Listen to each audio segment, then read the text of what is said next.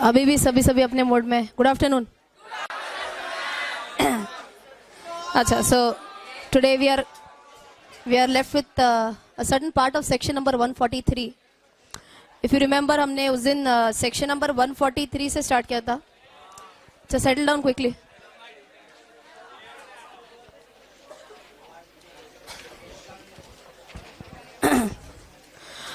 If you remember section number 143, main heading क्या था अपना? 143 किसके बारे में? I love my duties, correct? Powers and duties of auditor था, right?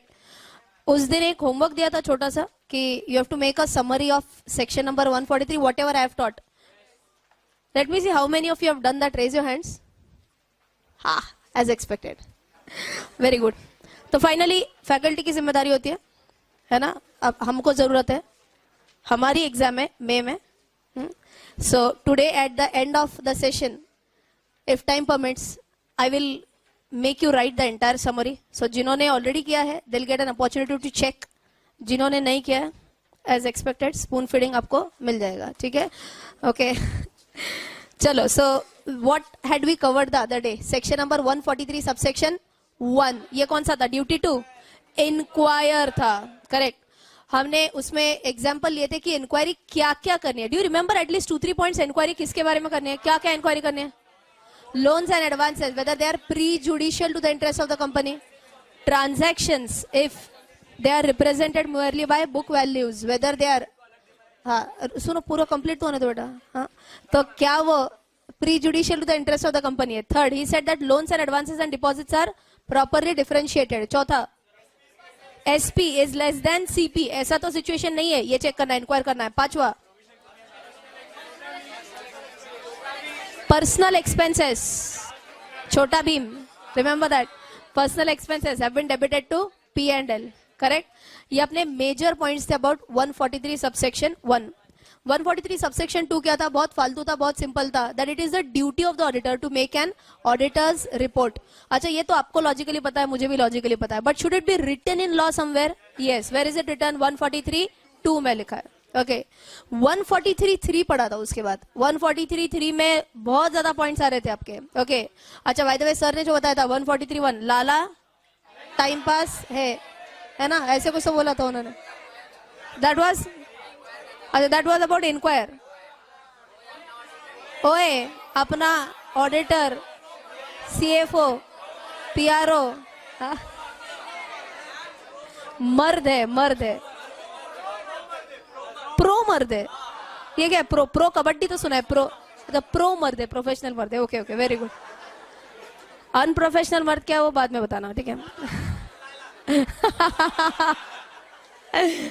ओके. सो 143(3) में हमने ढेर सारे ड्यूटी टू रिपोर्ट के बारे में बात करी थी. Of course there is a memory technique जो सर ने बताया था, बट अगर आपको याद है, मैंने आपको एक फ्लो में याद रखने को बोला था. 4-5 पॉइंट्स फ्लो में भी आ सकते हैं. सबसे पहले, did I receive all the information and explanation which I wanted. क्या मैं बोल सकती हूँ आर्टिकल तोड़ दो दरवाजा? नहीं चलेगा, इज्जत से मांगना पड़ेगा, करेक्ट. सेकंड पॉइंट फिर हमने, चलो इन्फॉर्मेशन एक्सप्लेनेशन तो मिल गया. क्या उनके books of account proper as per law maintained है क्या? सिर्फ उस HO के, सिर्फ उस रजिस्टर्ड ऑफिस के, या फिर ब्रांचेस के भी मेंटेन्ड है क्या? क्या इन्होंने HO को समराइज रिटर्न्स भेजे है कि नहीं है? ये भी चेक करना पड़ेगा. क्या ब्रांच का कंपलसरी मैंने ही ऑडिट करना चाहिए? हमने एग्जांपल लेता अरुणाचल प्रदेश, कोई और ही ऑडिटर है, उधर का ब्रांच ऑडिटर है, तो उसने ऑडिट किया, तो should I get the audit report from that branch auditor to me? Yes. तो ये चेक किया. चौथा, बुक्स ऑफ अकाउंट में जो लिखा है, क्या वही आपके फाइनेंशियल स्टेटमेंट्स में रिफ्लेक्ट हो रहा है? अगर आपको याद है, बुक्स ऑफ अकाउंट में लैंड एंड बिल्डिंग है 8 करोड़ की, बट बैलेंस शीट में लिखा है 80 करोड़. ये नहीं चलेगा. Who has to check that कि ये सब बराबर है ना? Auditor. And will he tell this कि हाँ बराबर है, 8 करोड़ दोनों में बराबर है, ऐसे बताएगा? हाँ या नहीं? हाँ. क्यों? It is a duty to report. Match हुआ तो भी बताएगा, नहीं मैच हुआ तो भी बताएगा. एंड लास्ट पॉइंट, हमने सीक्वेंस में जो 5th पॉइंट किया था कि बैलेंस शीट तो बुक्स ऑफ अकाउंट के हिसाब से, P&L तो बुक्स ऑफ अकाउंट के हिसाब से, बट क्या इन्होंने अकाउंटिंग स्टैंडर्ड्स फॉलो किए कि नहीं? सो that was clause number 143(3) A, B, C, D, E हुआ था. फिर पॉइंट नंबर F कौन सा था? Adverse effect on the functioning of the company. मतलब क्या? गोइंग कंसर्न हैम्पर हो रहा है क्या? फिर G point was about director G, क्या वो डिस्क्वालिफाइड है क्या? बराबर. नेक्स्ट पॉइंट हमने क्या बोला था कि दाल में कुछ काली है, पूरी दाल ही काली है. बराबर. हमने बोला था अगर कोई क्वालिफिकेशन, रिजर्वेशन, एडवर्स रिमार्क्स है तो उसके बारे में अपने को रीजन बताना पड़ेगा.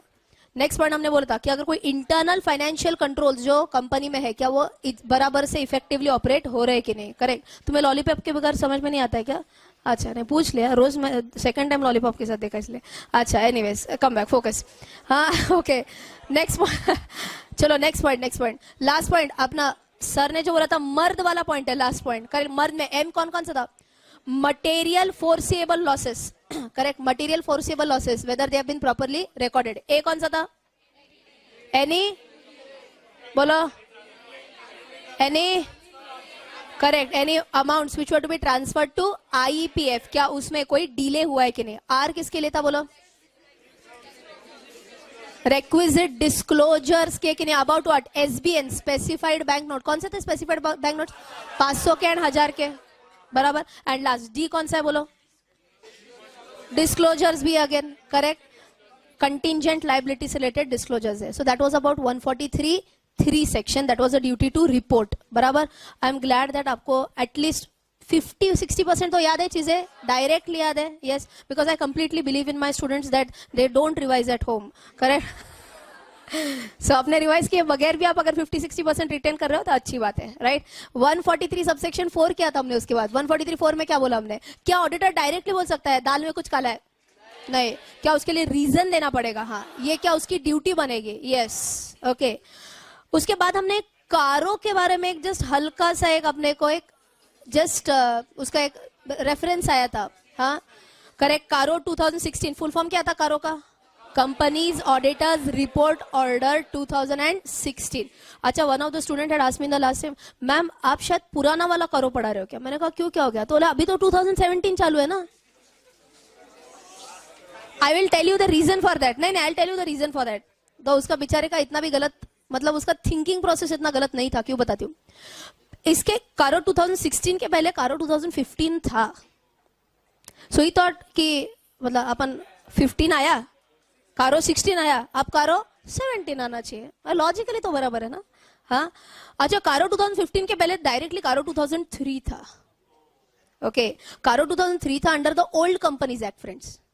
ओके. जब न्यू कंपनीज एक्ट आया 2013 में, ओके, तो 13-14 जो फाइनेंशियल ईयर एंड हुआ था उसके लिए अभी प्रॉब्लम ये हुआ था कि क्या कारो एप्लीकेबल होगा या नहीं होगा, कुछ समझ में नहीं आ रहा था. कारो आपको फॉलो करना पड़ेगा या कारो आपको फॉलो नहीं करना पड़ेगा, ये कहीं ना कहीं कंपनीज एक्ट के सेक्शन में दिया होना चाहिए. करेक्ट. कौन से सेक्शन में दिया है? अगर आपको याद है हमने उस दिन एक सेक्शन 143 सबसेक्शन 11 का एक हल्का रेफरेंस दिया था जहां पे कारो का एक I'll tell you page number is 144. Correct. Page number 144 पे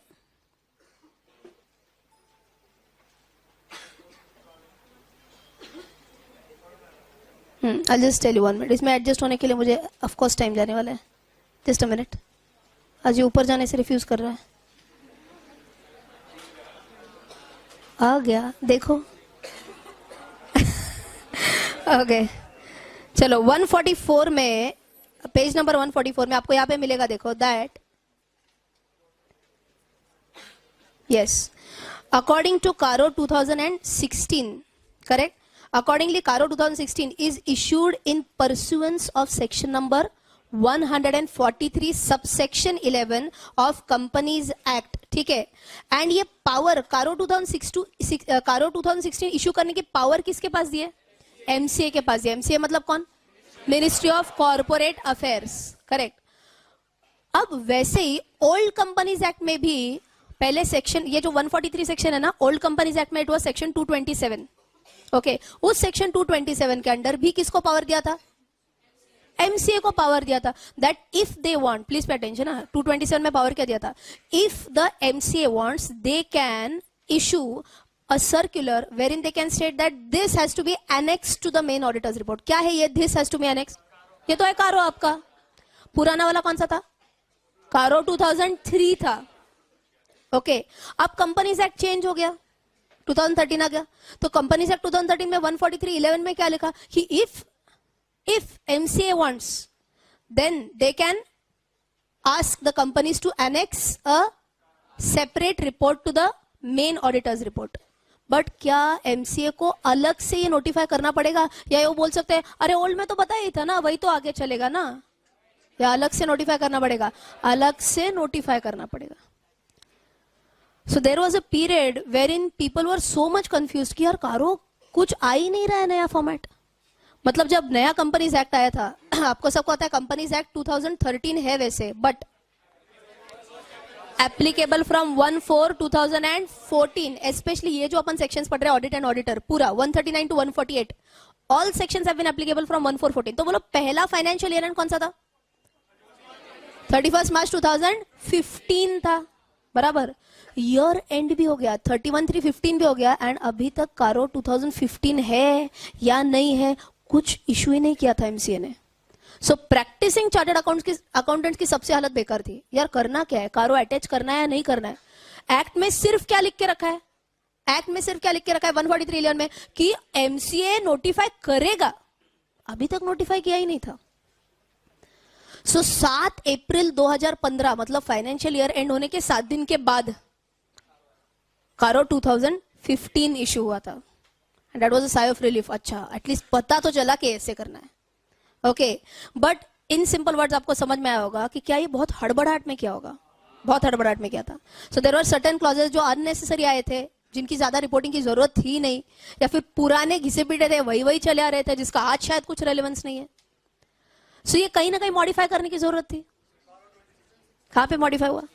कारो 2016 में मॉडिफाई हुआ. ये लॉजिक समझ में आ रहा है, फ्लो समझ में आ रहा है. तो क्या हर साल कारो आता है क्या? नहीं, हर साल कारो नहीं आता है. सो ऐसे नहीं लगना चाहिए कि अरे शायद अपने को ना पुराना वाला पड़ा रहे. ऐसे नहीं है, आज भी कारो 2016 ही एप्लीकेबल है. किसको पावर दिया है? एमसीए को. समझ में आ गया आपको? For sure, yes. So that is it about कारो 2016. हमने उसके लिए बोला भी था कि what is CARO. CARO is like an annexure to the main auditor's report. क्या हर एक कंपनी के ऑडिट रिपोर्ट में जोड़ना पड़ेगा या नहीं जोड़ना पड़ेगा? नहीं, अपने को एप्लीकेबिलिटी चेक करनी पड़ती है.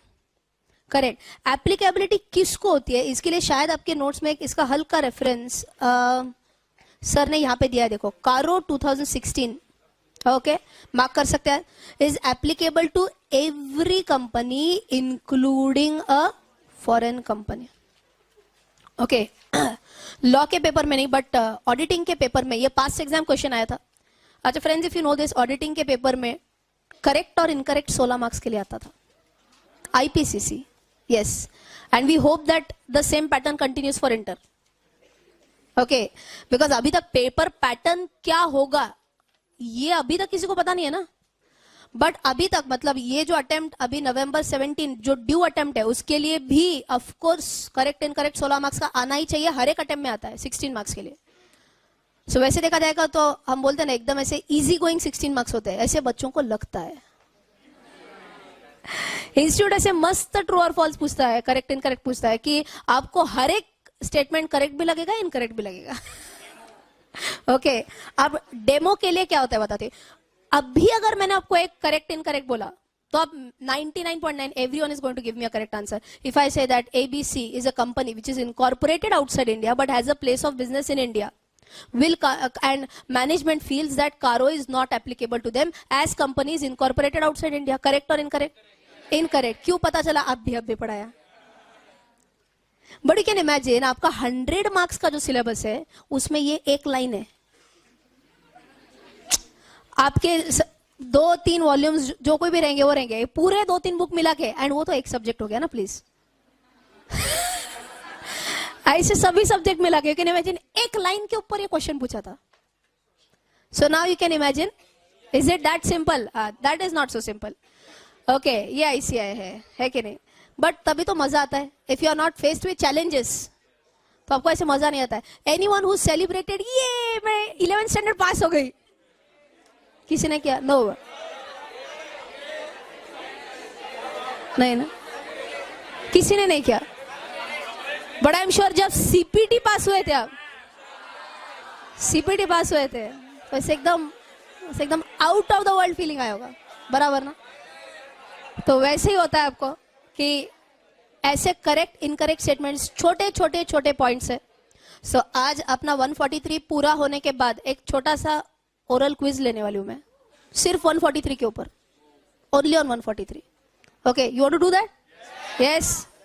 सो 143 आपको एकदम ऐसे पक्का होना चाहिए आपका, राइट? सो एक छोटी सी क्विज भी करेंगे एंड ऐसे छोटे छोटे छोटे पॉइंट्स के ऊपर करेंगे. अभी शायद आपको इजी लगेगा, बट आपको पॉइंट्स याद रखने.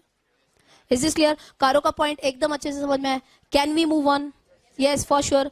चलो, let's turn up the page. इसमें ये इंपॉर्टेंट पार्ट था जो मैंने आपको कवर कर दिया. Next most important point which comes up and जिसके ऊपर we definitely expect a case study is reporting of frauds by the auditor. You can mark this as Neelam sir की भाषा में very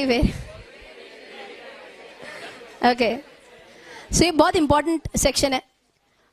IPCC intermediate में भी आता है, final में भी ये section repeat होता है. And with the growing tendency of frauds by so many people in the organization, now it has become really important for the auditor to identify the frauds and report the frauds to the whatever as per is given in the section. वो किसको report करना है, क्या है, वही पढ़ने वाले अभी. बट क्या इसका मतलब है कि ऑडिटर का primary objective is to detect the frauds and errors? No, we are not investigators, we are auditors. आपको एक छोटा सा डिफरेंस बताती हूँ बिटवीन, आपने शायद मेरा बैनर बार देखा होगा, फॉरेंसिक ऑडिट के लिए जो मैं सेशंस लेती हूँ, तो the forensic auditor is more like an investigator.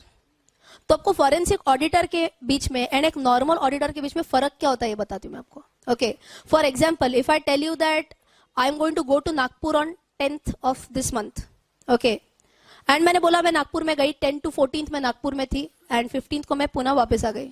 Okay, तो क्या आप डायरेक्टली यकीन मानेंगे? Ideally no. आप क्या बोलेंगे? प्रूफ दिखाओ. तो मैंने आपको एयर टिकट दिखाया, मैंने आपको उधर होटल का मेरा बुक मतलब जो कोई भी इनवॉइस है बुकिंग का वो दिखाया. आपको अगर पता है कि जब आप होटल में चेक इन करते हो तो एक गेस्ट रजिस्टर मेंटेन होता है, उसका एक कॉपी दिखाया मैंने आपको. Now ideally do you feel that everything is all right? Ideally everything is all right. Auditor prima facie believes on the evidences which have been shown to him.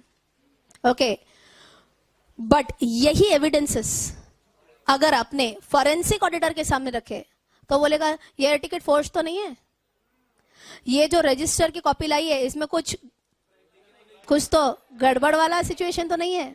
So now he will go into the detailing of whether documents are forged और genuine. Okay, 143.12 ध्यान से सुनो, क्यों बताया मैंने आपको ये background. 143.12 में अपन फ्रॉड्स के ऊपर कमेंट तो करने वाले, no doubt about that, but frauds report करने के लिए क्या मेरा पूरा ऑब्जेक्टिव ऑफ ऑडिट फ्रॉड ढूंढना होना चाहिए या नहीं होना चाहिए? My primary objective is not to report on frauds, but to report on true and fair view of financial statements. Fraud in the course of performance of my duties. क्या phrase है friends? In the course of performance of duties. मैं audit करते करते अगर मुझे कोई situation सामने आया, हाँ, तो मैं उसके थोड़ा डेप्थ में जा सकती हूँ, बट मेरा प्राइमरी ऑब्जेक्टिव फ्रॉड ढूंढना नहीं होगा. Okay, in the course of performance of my duties, if I come across a fraud, then whom shall I report? किसको रिपोर्ट करना पड़ेगा, कब रिपोर्ट करना पड़ेगा, क्या हर एक फ्रॉड रिपोर्ट करना पड़ेगा क्या? ये सभी चीजें आप किधर पढ़ने वाले हो? 143 सबसेक्शन 12 में पढ़ने वाले. Is this clear what we are going to learn? Yes. So let us start with the reading of 143.12. क्या लिखा देखो. Notwithstanding anything contained in this section, if an auditor of a company, आगे क्या लिखा है? In the course of the performance of his duties as auditor. क्या आपको ये फ्रेज का मीनिंग अब अच्छे से समझ में आया क्या? क्या मेरा प्राइमरी इंटेंशन फ्रॉड ढूंढना है या ऑडिट नॉर्मल करते करते फ्रॉड मिला तो? ऑडिट करते करते फ्रॉड मिला तो in the performance of his duties as an auditor he has reason to believe that an offense involving fraud at least rupees कितना 1 crore is being or has been committed against the company by the officers or the employees of the company. इधर तक पहले समझ लो, आगे किसको communicate करना है बाद में आएगा. सबसे पहले क्या हुआ है, कितने का फ्रॉड होना चाहिए? 1 करोड़ और मोर. इन सिंपल बोला, चिंदी फ्रॉड्स रिपोर्ट मत करो, ऐसे भारी फ्रॉड्स होने चाहिए, ऐसे मजा आना चाहिए रिपोर्ट करने के लिए. कितने के फ्रॉड्स होने चाहिए? 1 करोड़ और मोर. एग्जैक्ट 1 करोड़ हुआ तो भी रिपोर्ट करना पड़ेगा. किसने फ्रॉड किया? किसने फ्रॉड किया? ऑफिसर्स और employees of the company. Mark करो, बाय हुम ऑफिसर्स और एम्प्लॉइज ऑफ द कंपनी. छोटी छोटी पॉइंट्स बहुत आते हैं इसमें. एक तो अमाउंट के बारे में बात की, कितना अमाउंट, 1 करोड़ और मोर. किसने किया, ऑफिसर्स और employees of the company. Okay, किसके ऊपर फ्रॉड किया, अगेंस्ट द कंपनी. मैम ये क्या फालतू पॉइंट बता रहे हो, अगेंस्ट द कंपनी होगा ना. इन सिंपल वर्ड्स, मान के चलो हम दोनों एक ऑर्गेनाइजेशन में काम कर रहे हैं. ओके, इसको कुछ पर्सनल यूज के लिए मान के चलो एक कंप्यूटर चाहिए था, लैपटॉप चाहिए था. अब मैंने बोला मैं तेरे को एक लैपटॉप अरेंज कर सकती हूँ, एंड इस डीलिंग में मैंने उसको फंसाया. ओके सुनो सुनो इस डीलिंग में मैंने उसको फंसाया. इस सिचुएशन में ऑडिटर को किसी ने बताया कि रचना ने इस लड़के को फंसाया है. क्या ऑडिटर ये शेयर होल्डर्स को बताएगा क्या? 5 करोड़ का फ्रॉड किया था मैंने, बताएगा नहीं. डायमंड स्टडेड लैपटॉप था, डायमंड स्टडेड, बताएगा या नहीं बताएगा? सोने का रहा तो नहीं बताएगा. क्या ऑब्जर्वेशन है, वाह. डायमंड स्टडेड है तो भी नहीं बताएगा, सोने का है तो भी नहीं बताएगा. अमेजिंग अमेजिंग ऑब्जर्वेशन, क्या बात है. ओके हाँ, सो इन सिंपल वर्ड्स यहाँ पे इंपॉर्टेंट पॉइंट कौन सा है, अगेंस्ट द कंपनी है. ये इंपॉर्टेंट पॉइंट है, किसने फ्रॉड किया एंड किसके अगेंस्ट फ्रॉड किया. It has to be committed by whom, it has to be committed by whom, officers और employees of the company against the company. कितने का, 1 करोड़ या मोर. तब क्या होगा, रिपोर्ट करा जाएगा. किसको रिपोर्ट करना है वो आगे आ रहा है. ठीक है, किसको रिपोर्ट करना है, मार्क करो. ही शैल इमीडिएटली रिपोर्ट द मैटर. मिला फ्रॉड मिला कि बुक बंद करो एंड भागो. क्या बोला, इमीडिएटली रिपोर्ट करना पड़ेगा. ऐसे भागो नहीं, सुनो कैसे करना है, सुनो. इमीडिएटली रिपोर्ट द मैटर, किसको, to the central government, immediately but not later than 60 days of his knowledge. In simple words फटाफट बोलो किसको कम्युनिकेट करना है, सीजी को. अच्छा, when I was a student मुझे बहुत बार लगता है सीजी मतलब मैं मतलब ऐसे लिखूंगी, डियर मोदी जी. किसको करना पड़ता है report, NCLT, MCA, ROC, NCLT, MCA, ICA. नहीं नहीं नहीं. अच्छा, correct answer is MCA. Correct answer is MCA. Okay, अरे वाई मतलब सेंट्रल सी एनसीएलटी क्या है, नेशनल कंपनी लॉ ट्रिब्यूनल है. अपन ट्रिब्यूनल में ऐसे रोज रोज जाते हैं या कुछ मैटर हुआ तो ही ट्रिब्यूनल में जाएंगे, मैटर हुआ तो ही ट्रिब्यूनल में जाते हैं, है ना. रोज रोज के मैटर्स जो है, जो सेंट्रल गवर्नमेंट को लॉ में 1000 बार रेफरेंस आएगा आपको, communicate to central government, communicate to central government. मतलब किसको कम्युनिकेट करना है, एमसीए को कम्युनिकेट करना है. अच्छा, आजकल बहुत आसान हो गई फॉर्मेलिटीज. पुराने जमाने में आपको यहाँ पे भी मिलेगा कि लेटर हेड पे वो पूरा ऐसे लिख के वगैरह देना पड़ता था, पोस्ट करना पड़ता था. आज भी अपन पोस्ट कर सकते हैं, no doubt about that. But आजकल ऑनलाइन फॉर्म्स भी बहुत ज्यादा आ गए एमसीए के वेबसाइट पे. ओके, बट हर एक चीज के लिए ऑनलाइन नहीं कर सकते. कौन से चीज के लिए नहीं कर सकते ये भी इसमें पढ़ने वाले. क्या फ्रॉड रिपोर्टिंग में डायरेक्टली ईमेल कर सकती हूँ क्या, ये सब इधर पढ़ने वाले. ओके, सो फिलहाल फटाफट पहले पैराग्राफ में क्या है, 4 इंपॉर्टेंट पॉइंट्स है. सबसे पहले, क्या फ्रॉड ढूंढना मेरा प्राइमरी ऑब्जेक्टिव है, नो. कब फ्रॉड मिला मुझे, इन the course of performance of my duties. Point number 1. Point number 2, कितने का फ्रॉड मिला, 1 करोड़ और मोर. किसने किया था, ऑफिसर और एम्प्लॉय. किसके ऊपर किया था, कंपनी के ऊपर. किसको कम्युनिकेट करना पड़ेगा, सीजी को. सीजी को मतलब एमसीए को. कब कम्युनिकेट करना पड़ेगा, immediately, immediately but within 60 days. Okay, अब 60 days के ऊपर भी क्लैरिफिकेशन आया है. अब इसका और डिटेल्ड प्रोसीजर क्या है अपन नीचे पढ़ने वाले. Okay, shall I go on, very good. चलो आगे क्या लिखा है देखो. आगे ये लिखा है दैट प्रोसीजर जो रहेगी, बिलो मेंशन्ड प्रोसीजर आपको फॉलो करना पड़ा है. ओके, सो इतना मार्क करो, बिलो मेंशन्ड प्रोसीजर. अभी इतना तो पता चला कि एमसीए को कम्युनिकेट करना है, अपने को इमीडिएटली कम्युनिकेट करना है. ओके, ये भी पता चला. तो एमसीए को किस तरीके से कम्युनिकेट करेंगे इसका डिटेल्स नीचे आ रहा है. ओके, कैसे आ रहा है देखो. सबसे पहले, auditor shall forward his report to whom, अच्छा, आई वांट मैक्सिमम अटेंशन। अब यहाँ पे थोड़े से डिविएशंस आते हैं, गड़बड़ हो जाएगी। अभी तक अपने को क्या लग रहा है, किसको कम्युनिकेट करना है, एमसीए को। बट नाउ थिंक लॉजिकली, क्या आपको सही में ऐसे लगता है कि फ्रॉड मिलने के तुरंत बाद यस फ्रॉड मिल गया, अब मैं एमसीए को बताऊंगी, ऐसे होगा? या पहले यार कंपनी को भी तो बताना पड़ेगा। So there should be some formal procedure before communicating to MCA. अब ये फॉर्मल प्रोसीजर क्या है, ये थोड़ा सा देखो। ओके, फॉर्मल प्रोसीजर क्या है? Auditor shall forward his report to whom, board और the audit committee. Have you come across this term audit committee? Yes, you know this. Okay, so board को कम्युनिकेट होगा, फॉरवर्ड होगा, या फिर audit committee को forward होगा, as the case में be, immediately, जो हमने अभी अभी बोला था। But after he comes to knowledge of the fraud not less than 2 days. in simple words इसका इंटरप्रिटेशन बताती हूँ। immediately बताना पड़ेगा, agreed, but do you think it is practicable कि आज पता चला तो मतलब ये तो सिंघम स्टाइल हो गया, अब भी के अब भी, या अभी के अभी सिंघम स्टाइल नहीं जम सकता ना हर बार। तो क्या कुछ तो ड्यूरेशन देना चाहिए मुझे? हाँ, तो इसीलिए ब्रैकेट में क्या दिया, not later than 2 days. So in simple words, can I interpret it something like this, that the moment auditor comes across a fraud, he has to communicate immediately, but not more than 2 days. ज्यादा से ज्यादा 2 दिन के अंदर उसने fraud communicate करना पड़ेगा। किसको कम्युनिकेट करना पड़ेगा? बोर्ड को या फिर ऑडिट कमिटी को। यहां तक एकदम ओके? Yes, very good. चलो आगे, आगे क्या लिखा है? He should seek a reply with in how many days? 45 days. किससे रिप्लाई मांगना है? बोर्ड से या फिर ऑडिट कमिटी से। रिप्लाई किसके बारे में होगा? सो जो हम बोलते हैं ना राइट टू बी हर्ड, जो होता है ना ऑडिटर को, वैसे ही क्या हम ऑडिट कमिटी को या फिर बोर्ड को राइट टू बी हर्ड दे रहे हैं कि भाई आपका क्या ऑब्जर्वेशन है, why was this fraud committed, do you want to give any explanation on that, how did you react to that fraud, आपने कुछ रेमेडियल मेजर्स लिए क्या? ये सभी हम किससे इंफॉर्मेशन मांग रहे हैं? बोर्ड या फिर ऑडिट कमिटी से।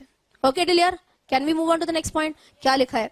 On receipt of such reply और observations the auditor shall forward his report and the reply or observations of the board or audit committee along with his comments on such reply or observation of the board or audit committee to whom? Central government within 15 days of the receipt of such reply or observation. Wordings इसके थोड़े से confusing हो सकते हैं, तो इसका भी simple, मैं हमेशा टाइमलाइन कॉन्सेप्ट यूज करती हूँ whenever I teach. Timeline concept क्या है देखो, अज्यूम करो 0 day इज आज मुझे फ्रॉड पता चला। ओके, मुझे मिनिमम नहीं, मैक्सिमम कितने दिन में बोर्ड को कम्युनिकेट? 2 दिन में। बट अज्यूम करके चलते आज के आज मैंने कम्युनिकेट किया, ठीक है। Now I have to seek a reply from whom. मैंने कम्युनिकेट तो किया, रिप्लाई सीक करना है कितने दिन में?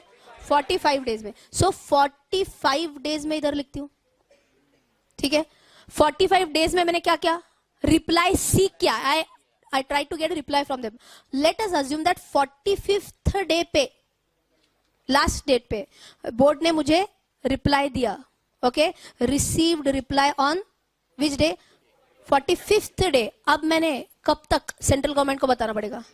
With in next 15 days. Within next 15 day, इसके आगे 15 दिन पकड़ने, मतलब कौन सा डे आएगा? 60th डे आएगा ना। इसीलिए पहले पैराग्राफ में क्या पढ़ा था? अब उसका टैली समझ में आया क्या? पक्का? सो हाईएस्ट लिमिट विल बी 60। कैसे 60 आया? पहले 45 डेज में रिप्लाई सीक करो एंड उसी को आगे 15 डेज में किसको रिपोर्ट करो? सेंट्रल गवर्नमेंट को। I want a quick answer friends, quickly. मैंने 0 डे आज के आज कम्युनिकेट किया, करेक्ट आंसर चाहिए। सुनो, मान के चलो मुझे 30th डे पे ही मैनेजमेंट ने रिप्लाई किया। 30th डे पे ही मैनेजमेंट ने रिप्लाई किया, तो क्या मैं आगे 30 डेज रुक सकती हूँ या मेरे पास सिर्फ इतना ही टाइम है? 45 डेज में इस केस में मुझे बताना पड़ेगा। Is this very well understood on the timeline? Absolutely, पक्का? आगे जाएंगे? ओके, चलो आगे क्या लिखा है? अब मजेदार बात, in case auditor fails to get any reply और ऑब्जर्वेशंस फ्रॉम द बोर्ड और the audit committee within the stipulated time period of 45 days. हमने तो बड़े इज्जत से बोला था कि हमको रिप्लाई दे दो। क्या इन्होंने रिप्लाई दिया या नहीं दिया? नहीं दिया, रिप्लाई नहीं दिया। तो क्या करेंगे? हाँ, डायरेक्टली। मतलब आगे क्या लिखा है? He shall forward his report to the central government along with a note containing the details of his report that was earlier forwarded to the board or the audit committee, for which he failed to receive any reply or observation within the stipulated time. In simple words, अगर उन्होंने reply नहीं किया तो मैं क्या करूंगी? क्या मैं डायरेक्टली सेंट्रल गवर्नमेंट को बताने वाली हूँ? हाँ, along with that I'm going to put an annexure. क्या? नोट. ये नोट में क्या रहेगा? मैंने जो बोर्ड को या फिर ऑडिट कमेटी को जो फॉरवर्ड किया था कि आपसे मुझे डिटेल्स चाहिए इस डेट के अंदर, मैंने तो उनको बोला था लेकिन उन्होंने मुझे रिप्लाई दिया ही नहीं. ये नोट भी मैं किसके साथ अनेक्स करने वाली हूँ? Along with the communication to the central government. Is this understood? Yes. चलो, गुड वन. आगे क्या लिखा है? क्या मैं इसको ईमेल से भेज सकती हूँ? क्या ईमेल से भेज सकती हूँ? क्या लिखा है? पढ़ो, अगला वाला पॉइंट पढ़ो.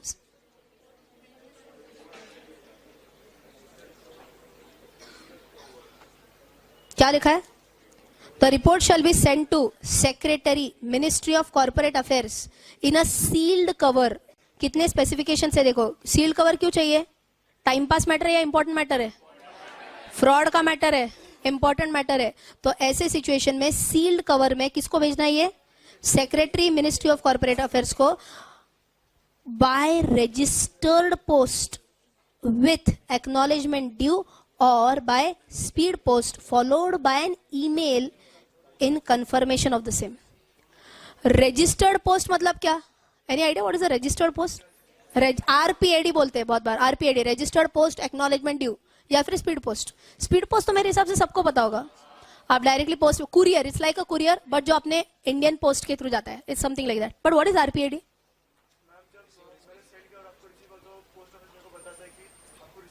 फैंटास्टिक. इन सिंपल वर्ड्स, अगर इसने मुझे, अगर तुम्हें ऐसे लगा कि मैम बहुत भारी पढ़ाती है, चलो मैं उनको एक iPhone X गिफ्ट कर ही देता हूँ. ऐसे अगर X 10, ओके, इसको अगर ऐसे लगा कि मैं गिफ्ट कर ही देता हूँ, चलो ठीक है, हाँ, तो इसने मुझे गिफ्ट किया. But he wants to be sure कि पोस्टमैन ने बीच में ढाप नहीं लिया. Okay, so he wants to sure that ma'am को सही में मिला कि नहीं. तो how should he send that? By registered post acknowledgement due. मतलब क्या? जब पोस्टमैन वो फोन लेके मेरे पास आएगा, he will sign an acknowledgement from me. अब ये acknowledgement किसको देता है? वापस इसको जाके देता है. So can I say he has a proof of delivery as well? Yes. क्या ये इंपॉर्टेंट है क्या? क्यों? अपन कौन सा कम्युनिकेशन कर रहे हैं? फ्रॉड का कम्युनिकेशन कर रहे हैं. क्या सेंडर के पास प्रूफ होना चाहिए कि हमने कम्युनिकेट किया है? यस. तो इसीलिए दो ऑप्शंस दिए. कौन से दो ऑप्शंस? रजिस्टर्ड पोस्ट या फिर स्पीड पोस्ट. दोनों भी क्लियर है? Yes, very good. चलो आगे क्या लिखा? The report shall be on the letterhead of the auditor containing postal address, email address and contact number and be signed by the auditor with his seal and shall indicate his membership number. ये बहुत basic चीज है कि letter head पे होना चाहिए, उसका नाम होना चाहिए, उसके कॉन्टैक्ट डिटेल्स होना चाहिए, मेंबरशिप नंबर होना चाहिए. Membership number everyone knows. CA बनने के बाद आपको एक मेंबरशिप नंबर मिलता है, तो वो मेंबरशिप नंबर भी आपको उधर कोट करना है. This is just a normal point. Okay, आगे जाएंगे. लास्ट पॉइंट क्या लिखा है देखो. The report shall be in the form of a statement as specified in form number ADT 4. So आपने शायद बाकी सेक्शंस में ऐसे कोई किए हैं form numbers. If you know this, ADT stands for auditor. Okay, so auditor के लिए ADT 1 आपके अपॉइंटमेंट के टाइम पे आया था, बराबर. वैसे ADT 2, ADT 3 removal and resignation के टाइम पे आते हैं. वैसे ADT 4 किधर आता है? फ्रॉड रिपोर्टिंग के टाइम पे आता है. Is this clear? चलो फटाफट मुझे बोलो एकदम फास्ट. अभी तक हमने 143 सबसेक्शन 12 में हमने क्या पढ़ा? Everyone has to quickly answer. सबसे पहला point, it is about what? Reporting of frauds to the auditor. Number 2, क्या ये मेरा मेन ऑब्जेक्टिव होने वाला है? नहीं. कब? इन the course of performance of duties. Correct, तभी मैं उसको बताऊंगी. नंबर 3, कब कम्युनिकेट करना है? Immediately, but not more than 2 days. बोलो अभी. Up two days. अब आपको उसके डिटेल्स भी पता है ना. Immediately but not more then 60 is the final limit. अब आपको इसके ब्रेकअप्स भी पता है. सो अगर अपन स्टेप वाइज जाएंगे तो सबसे पहला communication immediately but within 2 days आएगा. This is communication from whom to whom? Auditor to board of directors और ऑडिट कमेटी. ठीक है. उसके बाद seek reply within 45 days. whom to whom? BOD to auditor. उल्टी direction में गया ये बराबर. उसके बाद क्या होगा? Within next 15 days. Next 15 क्यों? अपने को रिप्लाई मिलने के बाद वाले 15 days. With in next 15 days किसने किसको कम्युनिकेट करना है? ऑडिटर टू MCA कम्युनिकेट करना है. कौन से फॉर्म में जाएगा? ADT 4 में जाएगा. कैसे जाएगा? बाय स्पीड पोस्ट और registered post acknowledgement due with confirmation of email. Correct. And last point हमने बोला था मेरे को ना 10 रुपए का फ्रॉड मिला. The fraud has to be 1 crore और मोर, तभी ये रिपोर्टिंग होगा टू सेंट्रल गवर्नमेंट. एकदम सेल्ड, परफेक्ट, एकदम. इसके ऊपर कुछ भी क्वेश्चन आने दो. आएगा क्या? नहीं आएगा. अब क्वेश्चन डालती हूँ ना मैं. अच्छा, let's see who gets this correct. There is an auditor CA, एकदम भारी. हाँ ठीक है. CA रचना ऑडिटर है and she was doing the audit of. नहीं कर सकती हो, एक्सपर्ट नहीं कर सकती हो. क्या बात कर रहे हो? अरे 141 पढ़ा है ना आपने. रिलायंस कम्युनिकेशन का ऑडिट कर रही थी मैं. Okay. Aniya is my friend. Aniya, Anil Ambani. Okay. So Aniya set की रचना थोड़ा एक हमारा ऑडिट करना प्लीज. मैं बोली मैं बहुत बिजी हूँ. ओके, टाइम नहीं मेरे पास.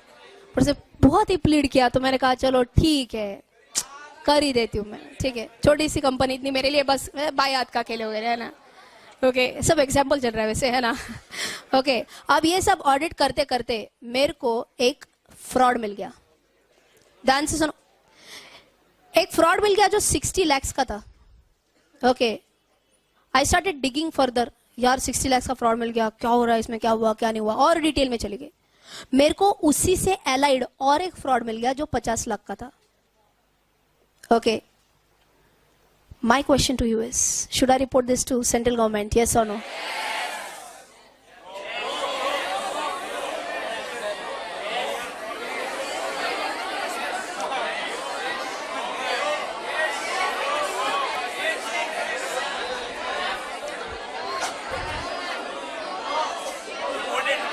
Reported.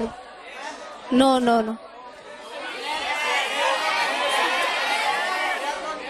We are not investigators. तो आपने फ्रॉड रिपोर्ट ही नहीं करना चाहिए. इन द कोर्स ऑफ ड्यूटीज करते करते ही पता चला था मुझे. हाँ बट अरे उसको बोलने दो. हाँ, इंडिविजुअल फ्रॉड 1 crore के ऊपर होना चाहिए. ओके. हाँ, अब वो बोल रहा है ना लेकिन. हाँ, और हाँ करना चाहिए मैम.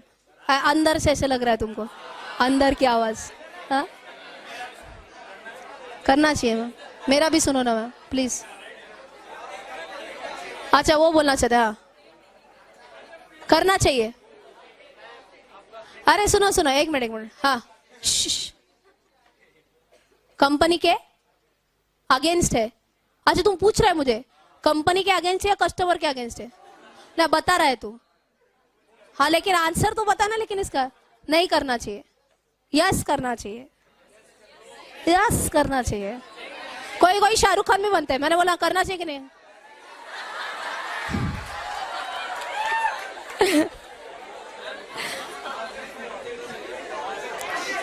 समझ में आया क्या कि गड़बड़ होती है ना इस सेक्शन में, है ना?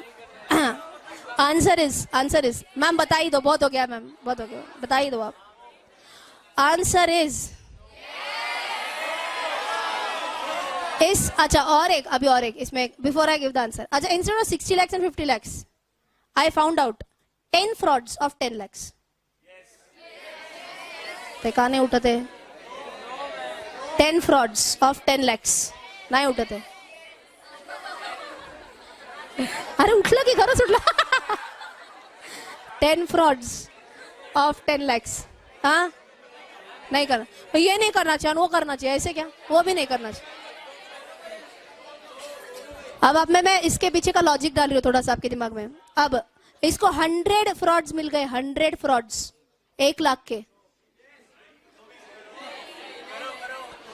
आपको लॉजिक समझ में आ रहा है क्या थोड़ा थोड़ा?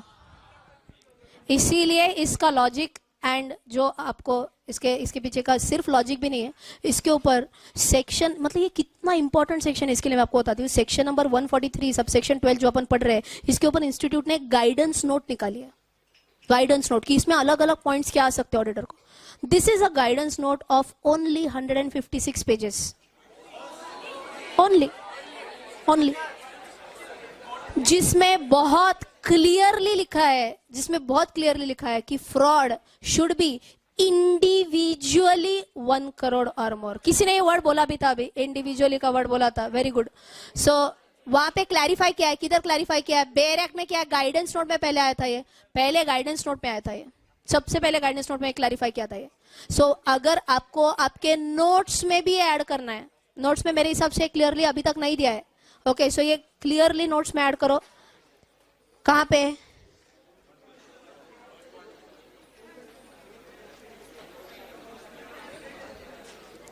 आपको इधर आता है देखो, of fraud of at least 1 crore. उधर आप क्या लिखेंगे? इंडिविजुअली लिखेंगे.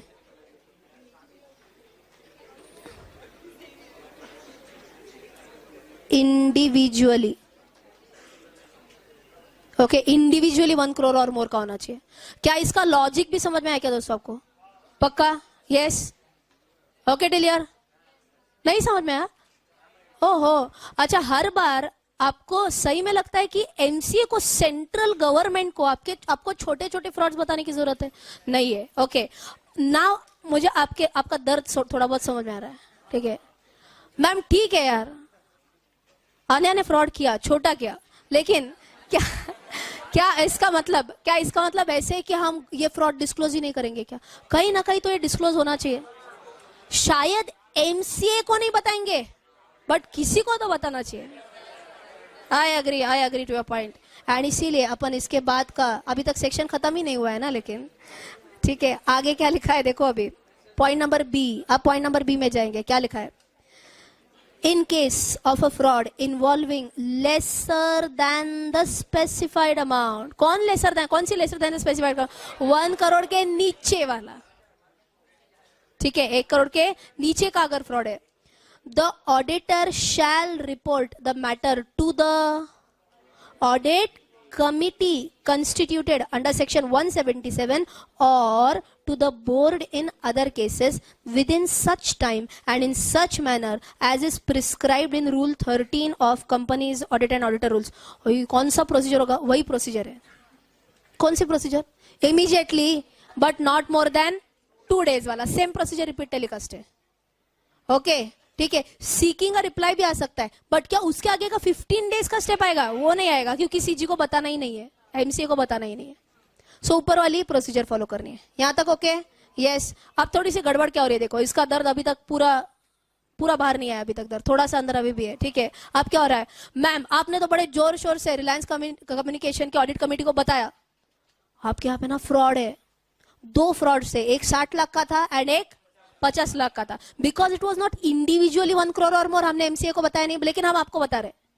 ऑडिट कमेटी जागो, देखो ऐसे हुआ है. ऑडिट कमेटी क्या बोल रहे? हमको पता है, हमने ही सजेस्ट किया था ऐसे करो. ठीक है. अच्छा, सबसे पहले क्या ये रेयरेस्ट ऑफ द सिचुएशन होगा? यस, बिकॉज अगर आपको ऑडिट कमेटी का कॉम्पोजिशन ऑफ मेंबर्स याद है, तो ऑडिट कमेटी में इंडिपेंडेंट डायरेक्टर सबसे ज्यादा आते हैं. चांसेस सुनो. सो जो मैंने अभी एग्जांपल दिया, ये होने के चांसेस 0.00001% है कि ऑडिट कमेटी वाले बोल रहे हैं हाँ हमने ये बोला था. ओके, क्या उनके ऊपर भी कोई जिम्मेदारी डालनी चाहिए क्या? ऑडिट कमेटी के मेंबर्स के ऊपर भी, या फिर बोर्ड ऑफ डायरेक्टर्स के ऊपर कुछ जिम्मेदारी डालनी चाहिए क्या? यस. अल्टीमेटली किसको पता होना चाहिए कि फ्रॉड हुआ था? Share holders. अभी हम सेंट्रल गवर्नमेंट को नहीं बताने वाले, बट शेयर होल्डर्स को तो पता होना चाहिए यार, पक्का पता होना चाहिए.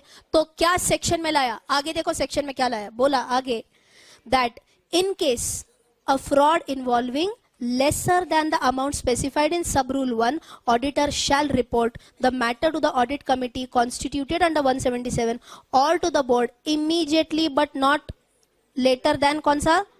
2 days of, same point है ना. And he shall report the following matters. ठीक है, पहले ध्यान से सुनो क्या क्या रिपोर्ट करना है, उसके बाद अपना आंसर आ रहा है. क्या क्या रिपोर्ट करना है?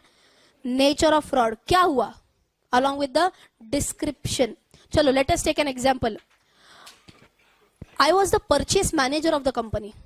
ओके, फ्रॉड किस तरीके से हो सकता है थोड़ा सा समझ लो. I was the purchase manager of the company. अब अपने कंपनी को रॉ मटेरियल, अपन ये टेबल बनाते हैं मान के चलो. ओके, ये टेबल बनाने के लिए वुड पार्ट्स, ऊपर का सनमाइका, ये सब रॉ मटेरियल लगेगा अपने को. ओके, अब ये 3 सप्लायर्स है जो वुड एंड सनमाइका सप्लाई करते हैं, राइट.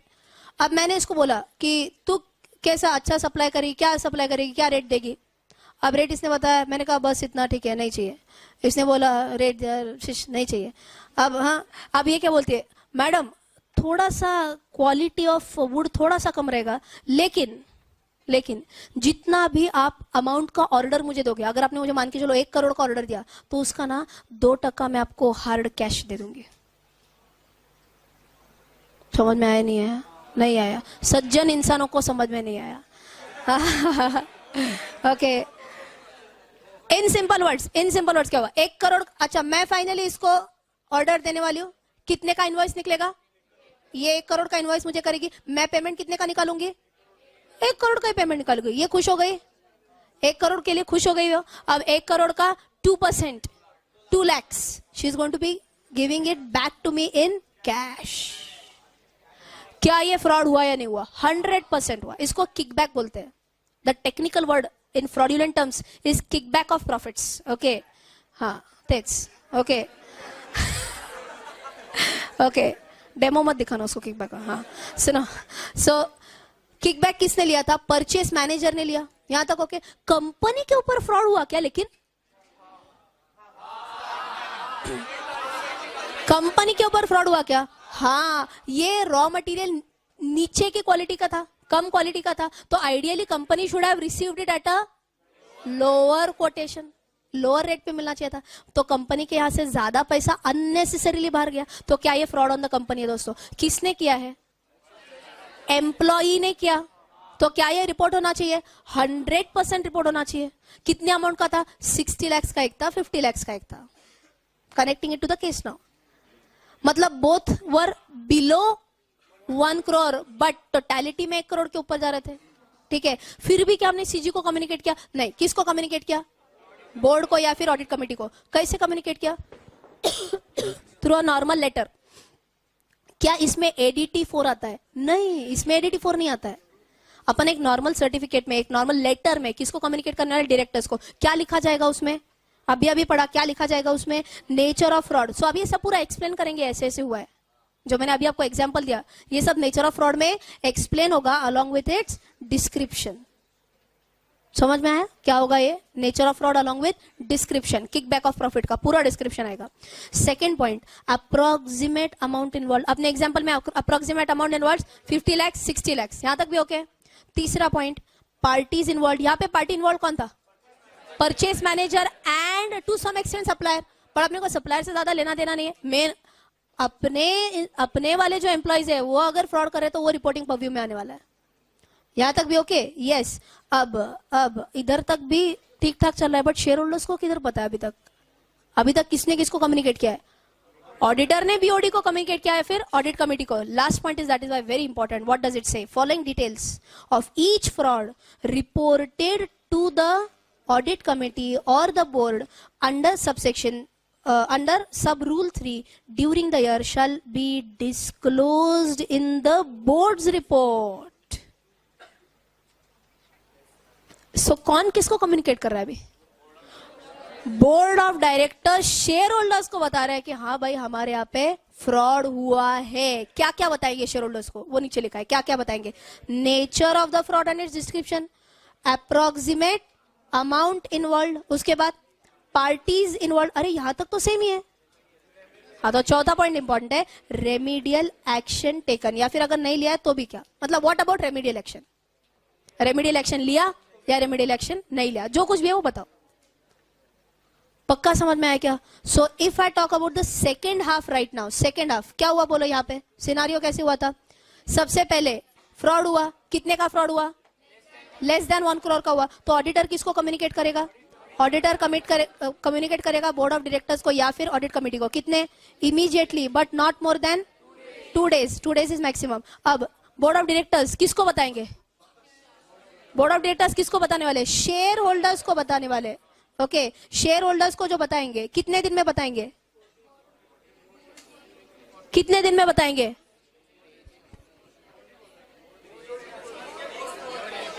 सो यहां पे दिन नहीं आते, बेसिकली बोर्ड्स रिपोर्ट में लिखना है. सो बोर्ड्स रिपोर्ट साल में एक ही बार बनेगा ना, ईयर एंड के टाइम पे, जो एजीएम के 21 days बिफोर वगैरह, ये आपको पता है सब, तब बोर्ड्स रिपोर्ट दिया जाएगा. So there is no days का लिमिट यार, ये डायरेक्टली बोर्ड्स रिपोर्ट में आएगा. Is this communication format also clear? पक्का? चलो, वेरी गुड. आगे क्या लिखा है? We are on to the last 2 or 3 points, important points of this section.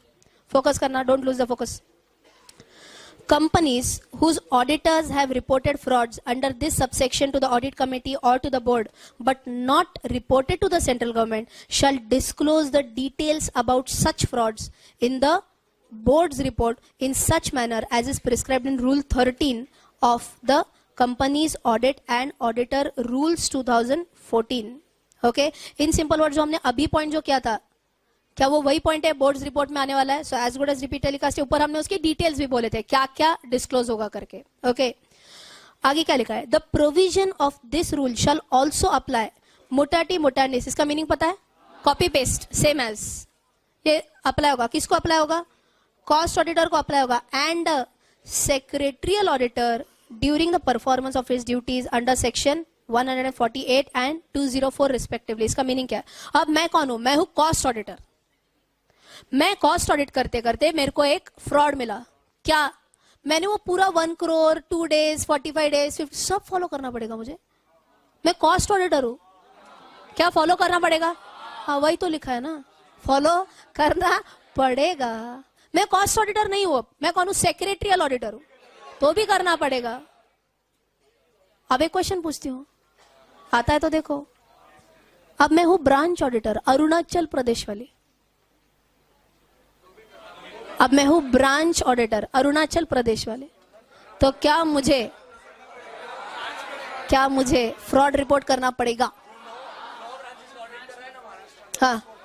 So branch auditor has to communicate to main auditor, ऐसे बोल रहे हो तुम?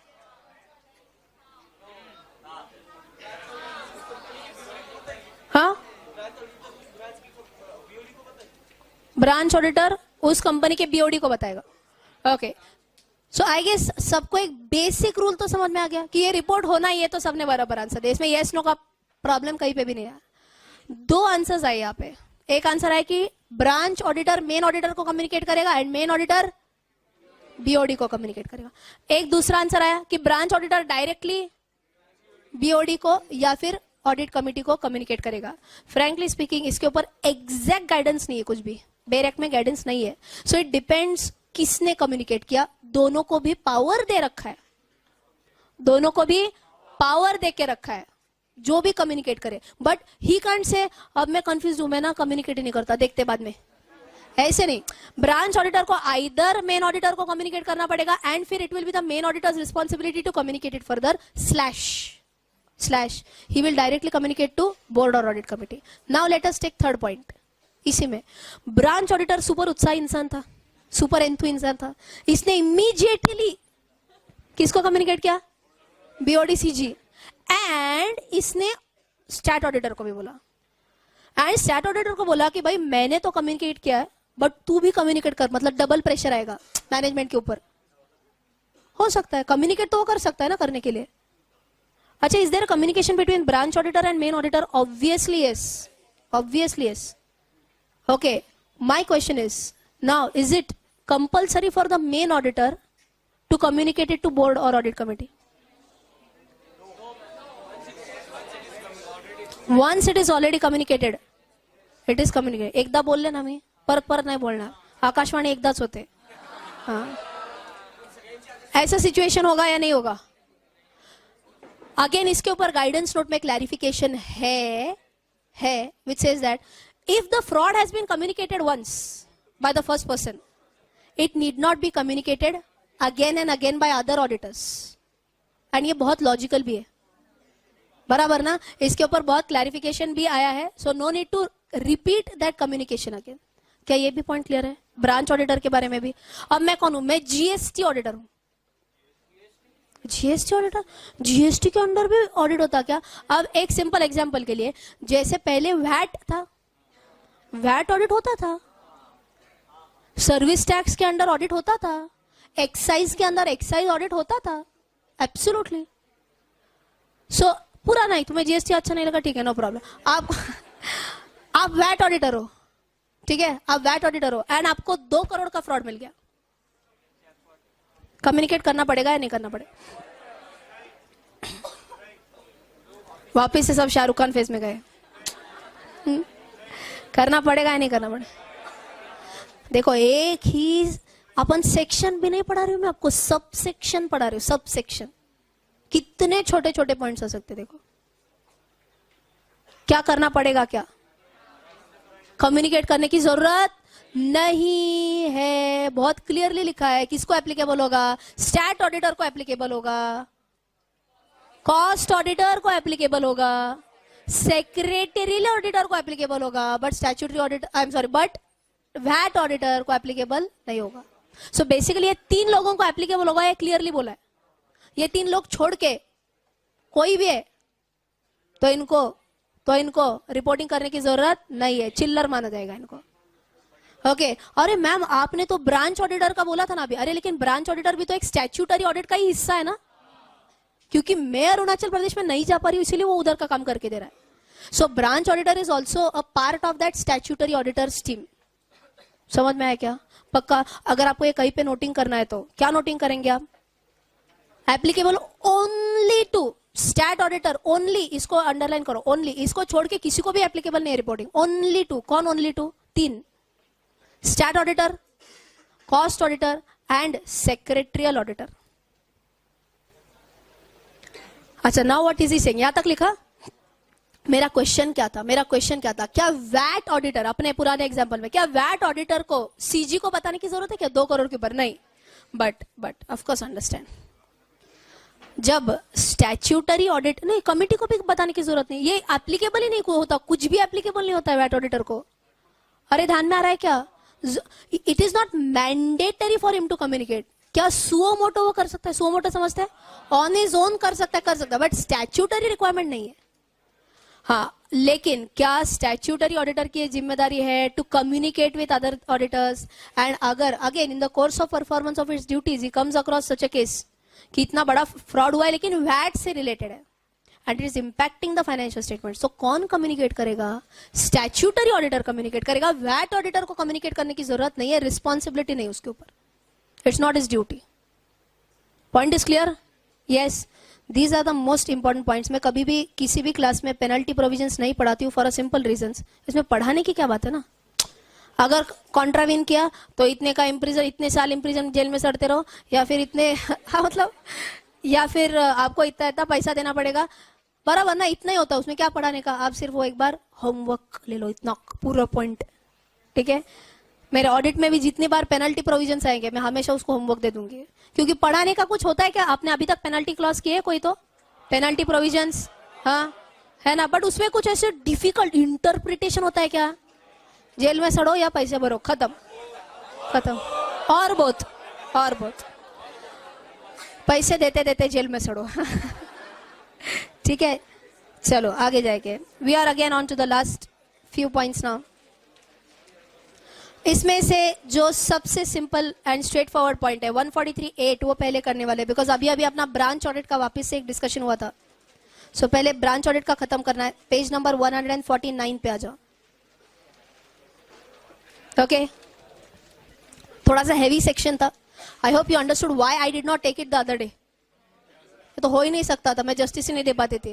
ओके, मतलब रैप अप करना होता तो मैं फटाफट करके बता भी देती थी, लेकिन इतना इन डेप्थ अंडरस्टैंडिंग शायद नहीं आता था फिर. बराबर ना? चलो, सो 143 सबसेक्शन 8 किसके बारे में है? ब्रांच ऑडिट के बारे में. चलो फटाफट, अपने को ऑलरेडी ब्रांच ऑडिट के बारे में पता है तो थोड़ा सा फास्ट जाएंगे इस सेक्शन में. I want quick answers from everyone. Who can do the branch audit? Can it be done by the main auditor? Just go on saying yes or no. Yes. Can it be done by another chartered accountant? Yes. चलेगा, ठीक है। Case number 2, ये branch थी India वाली, अरुणाचल प्रदेश वाली, ठीक है। अब case number 2, branch is located in New York. Okay, अब मैं बोलती हूँ अरे बाप रे, उसमें तो मुझे जाना ही पड़ेगा, चेक करना पड़ेगा मुझे, मैं चांस नहीं ले सकती, रिस्क नहीं लेना, मेरे को तो न्यूयॉर्क में जाना ही है। ओके, ऑडिट करना है ना मुझे, बहुत एकदम अच्छे से करना ऑडिट, ठीक है। तो क्या स्टैट्यूटरी ऑडिटर के पास पावर हो सकता है to go to the branch and check? Yes, no problem. But अब मैनेजमेंट क्या बोल रहे हैं, एवढा लाडात नाही यायचं, ठीक है। हम थोड़ा सा प्रेमात, थोड़ा आरामात। ओके, अब क्या हो सकता है, पॉसिबिलिटी नंबर 1, कंपनी का जो स्टैट्यूटरी ऑडिटर है वो ऑडिट कर सकता है ब्रांच ऑडिट, ठीक है। पॉसिबिलिटी नंबर 2, ध्यान से सुनो, पॉसिबिलिटी नंबर 2, मैनेजमेंट क्या बोल सकता है, मैनेजमेंट बोल सकता है कि हम कंपनी का मेन ऑडिटर नहीं, लेकिन जैसे अरुणाचल प्रदेश के लिए कोई अदर ऑडिटर रह सकता था, वैसे हम इंडिया का ही लेकिन कोई अदर ऑडिटर बोलेंगे। समझ लो थोड़ा सा ध्यान से। I was doing audit of Reliance communication, तो रिलायंस कम्युनिकेशन का तो मैं पूरा ऑडिट कर रही थी। अब आने नाराज हो गया, मैंने 2 फ्रॉड निकाले ना, तो आने बोल रहा है तेरे को नहीं भेजता मैं न्यूयॉर्क, तो क्या हो गया, अलग ब्रांच ऑडिटर अपॉइंट हो गया, इंडिया का ही, इंडिया का ही अलग ब्रांच ऑडिटर अपॉइंट हो गया। Can he do the audit of New York? Yes. Number 3, अब वापस वही हो गया कि यार आने जाने का खर्चा, उधर रहने का खाने का खर्चा वही बहुत ज्यादा हो रहा है, तो मैनेजमेंट क्या बोल रहा है, आप ध्यान से सुनो, मैनेजमेंट क्या बोल रहा है, हम ना इंडियन सीए को भेजेंगे ही नहीं उधर, फिरंगी सीए, कौन, सीपीए, सीपीए सुना आपने, अमेरिकन सीए को सीपीए बोलते हैं। हुई सीपीए, सर्टिफाइड पब्लिक अकाउंटेंट, ठीक है, सर्टिफाइड पब्लिक अकाउंटेंट, उधर के ऑडिटर को हम अपॉइंट करेंगे। चलेगा या नहीं चलेगा? चलेगा, चलेगा, बिल्कुल चलेगा। सो फटाफट बोलो, ब्रांच ऑडिट कौन कर सकता है? Number 1, can it be the main auditor of the company? Can it be any auditor, other auditor? Can it be the auditor of that country in which the branch is located? Yes, तीनों भी allowed है। Simple points एकदम फटाफट। ये कौन सा है, देखो पहला कौन सा आता है, branch office is in India, ये हमने पॉइंट बोल दिया। सेकेंड पॉइंट कौन सा था, branch office is outside India. Simple है, दोनों भी पॉइंट्स क्लियर है। उसके बाद पॉइंट नंबर सी में क्या आ रहा है, देखो पॉइंट नंबर सी में द ड्यूटीज एंड पावर्स जो है, इतना ही मार्क करो। अच्छा, साइलेंस। जो मेन ऑडिटर के पास ड्यूटीज एंड पावर्स है, लॉजिकली बोलो क्या वही duties and powers branch auditor के पास भी आने वाले? मतलब ब्रांच ऑडिटर भी इंफॉर्मेशन एक्सप्लेनेशन ले सकता है, राइट टू बुक्स है, सब वही है ना, तो अलग से बताने की जरूरत नहीं, सेम पावर्स एंड ड्यूटीज, ठीक है। डी पॉइंट में क्या है, देखो very important, the branch auditor shall prepare report on the accounts of the branch examined by him and send it to the auditor of the company। क्या हमने ये point बोला था कहीं पे कि ब्रांच ऑडिटर अपना रिपोर्ट बनाएगा एंड किसको भेजेगा? मेन ऑडिटर को। तो ये हमने किधर पॉइंट पढ़ा था? फैंटास्टिक, 143(3) में पढ़ा था, जिसमें 143(3) में ऑडिटर बोलता है कि शेयर होल्डर्स को क्या बोलता है, that we have received all the reports from the branch auditors. Simple है। एंड लास्ट पॉइंट तो हमने ऑलरेडी डिस्कस किया है, कौन सा पॉइंट है ये, रिपोर्टिंग ऑफ फ्रॉड्स। क्या ये प्रोविजन भी अप्लाई होगी ब्रांच ऑडिटर को? यस, क्योंकि ये भी तो एक स्टैट्यूटरी ऑडिट का एक हिस्सा ही है। एकदम सिंपल सेक्शन, सब सेक्शन था बराबर। Can we move on to the last sub section? चलो एक पेज पीछे आना पड़ेगा आपको। पेज नंबर क्या है? 147।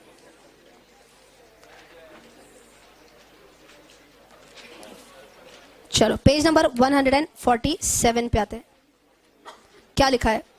Audit of government companies. Okay, we are on to the last 15 minutes maximum, तो थोड़ा सा फोकस करेंगे कि ऑडिट ऑफ गवर्नमेंट कंपनीज है, section number 143, sub section 5, 6 and 7 आते हैं। बट मैंने जानबूझ के क्या किया, पहले जो सबसे छोटी पॉइंट्स वाला सेक्शन था वो पहले कवर कर चुकी हूँ। अब ये माइनर पॉइंट्स आ रहे हैं, ठीक है। आपने शायद ये सुना होगा कि गवर्नमेंट कंपनी के ऑडिटर को अपॉइंट कौन करता है? सीएजी करता है। ये तो आपने सुना है, यस। सीएजी अपॉइंट तो करे, CAG will appoint the government company auditor. Government company कौन होती है ये भी पता है आपको? कौन होती है government company? At least 51% of total capital, paid up capital, total paid up capital या subscribe capital? Paid up capital lock कर दिया जाए, वेरी गुड।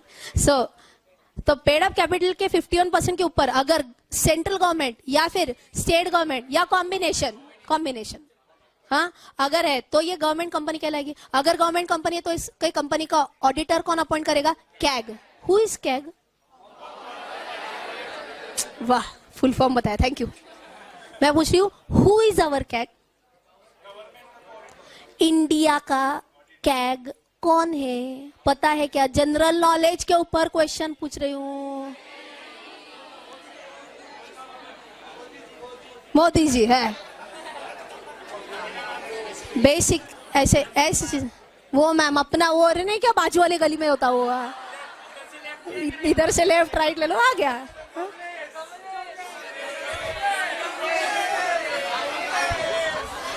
अच्छा सुनो, साइलेंस साइलेंस। जनरल नॉलेज और जरा था और हाँ। ये बेसिक जनरल नॉलेज है, आपको पता होना चाहिए, है ना। अपन 1000 बार बुक में कैग ये वर्ड यूज करेंगे, लेकिन किसी ने पूछा इंडिया का कैग कौन है? नहीं, बुक में नहीं लिखा है, नोट्स में नीलम सर ने नहीं दिया, उनकी गलती है। हाँ, ऐसे बोलेंगे आप, ऐसे बोलेंगे वैसे। anyone wants to give it a try? Anyone knows it? The name is, आपने शायद सुना भी नहीं होगा, ऐसे लग रहा है आपसे। Rajiv, very good, first name तो बराबर है, राजीव महर्षि। ओके, गूगल क्या है? अभी गूगल किया, नो प्रॉब्लम, ठीक है। ऐसे इज्जत से बताया, हाँ मैडम गूगल किया था, हमको पता नहीं था। राजीव, अरे गांधी नहीं रे बावड़, तो मेले मंडे का थी। ओके, राजीव महर्षि, हाँ इसीलिए तो अभी बता रही हूँ, अब तो आपके दिमाग के चक्र घूमने चाहिए। राजीव महर्षि, एक ही इंसान कह गए। एंड हमने क्या बोला था? अब 143 ड्यूटीज ऑफ ऑडिटर में अब मजेदार बातें पढ़ने वाली है, तो आपको और भी डिटेल में अब आप थोड़ा सा सोचने लगेंगे। ओके, राजीव महर्षि के पहले जो ऑडिटर थे अपने CAG, controller and auditor general of India थे, जो एक सीएजी छोड़ के पहले विनोद राय करके, रेड्डी नहीं, विनोद राय करके कैग थे। इनकी, विनोद राय की टेन्योर सबसे फेमस थी, because he was the one who came up with the 2G scam, spectrum घोटाला, कोल घोटाला, देन अपना महाराष्ट्र में जो आदर्श स्कैम हुआ था, महाराष्ट्र का इरिगेशन स्कैम जो हुआ था, आदर्श स्कैम हुआ था, ठीक है। So Congress government gave him a lot of opportunities to become famous, correct. तो ऐसे बहुत सारे स्कैम्स विनोद राय के टेन्योर में आए थे। So current CAG, he has just resumed the office not more then 3 months अगो, एकदम लेटेस्ट कैग है अपने इंडिया के। ये मैंने आपको क्यों बताया राजीव महर्षि। अब थोड़ा सा 143, 5, 6 and 7 पढ़ेंगे तो आपको शायद इसके डिटेल्स और भी अच्छे से समझ में आएंगे। क्या लिखा है देखो, the auditor of a government company is appointed by CAG, ये तो अपने को ऑलरेडी पता है गवर्नमेंट कंपनी का, आगे जाएंगे, ध्यान से सुनो। In case of a government company और any other company owned or controlled directly or indirectly by central government or state government, ये सब आपको पता है ना, directly, indirectly, whatever, हाँ, are required to be audited and thereupon the auditor so appointed shall submit a copy of the auditor's report to the CAG. In simple word, government company का जो auditor रहेगा, किसने appoint किया? CAG ने appoint किया। तो government company का auditor share holders को तो एक ऑडिट रिपोर्ट की कॉपी देता ही देता है, no doubt about that, but additional copy किसको देनी पड़ेगी? कैग को वापस देनी पड़ेगी। किधर लिखा है? ड्यूटी ऑफ ऑडिटर में लिखा है। समझ में आ रहा है क्या? Duty of which auditor? Government company का ऑडिटर। क्या बोला आपने? तो नॉर्मल शेयर होल्डर्स को ऑडिट रिपोर्ट देना ही देना है, साथ साथ किसको देना है? कैग को भी एक ऑडिटर्स रिपोर्ट की कॉपी देनी पड़ेगी, ड्यूटी है आपकी। आगे क्या लिखा? Audit report shall include the following. Again ये टाइम पास बात है, क्या क्या रिपोर्ट करना पड़ेगा कि डायरेक्शंस, अगर कैग ने कुछ बोला होगा कि ये आपको स्पेसिफिकली चीजें देखनी है, तो क्या डायरेक्शंस आपने दिए थे, हमने उसके ऊपर क्या एक्शन लिया? हम कौन है? गवर्नमेंट कंपनी के ऑडिटर है, तो हमने उसके ऊपर क्या एक्शन लिया, एंड इसका इम्पैक्ट ऑन अकाउंट्स क्या हुआ, ये सब अपने को बताना है। किसको बताना है? कैग को बताना है। सिंपल है इधर तक? यस। अब इसके आगे मजेदार बातें आती है। क्या है? थोड़ा सा ध्यान से, I want maximum attention now, ध्यान से सुनो। अब सबसे पहले किसने किसको रिपोर्ट दिया? Auditor gave a report to CAG. अच्छा, ऑडिटर शेयर होल्डर को देगा, ये तो अपने को पता ही है. अपन अभी ऑडिटर टू कैग वाला बोल रहे हैं. अब क्या हो रहा है देखो. The controller and auditor general of India shall within, mark करो, shall within 60 days from the date of receipt of the audit report have right to क्या, conduct a supplementary audit.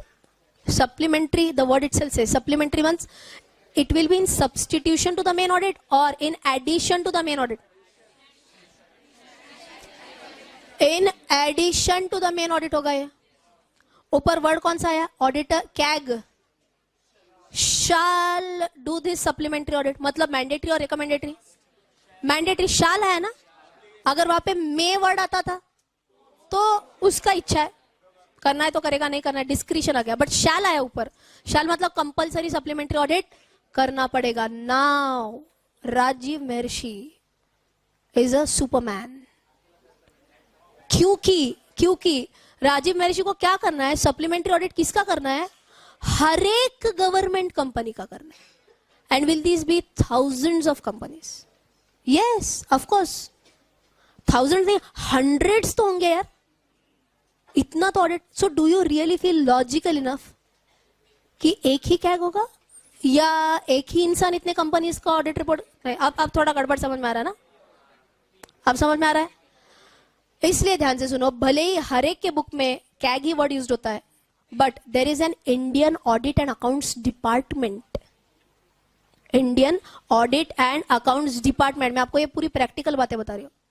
Indian audit and accounts department में कौन लोग रहते हैं, जो CAG के under काम करते हैं.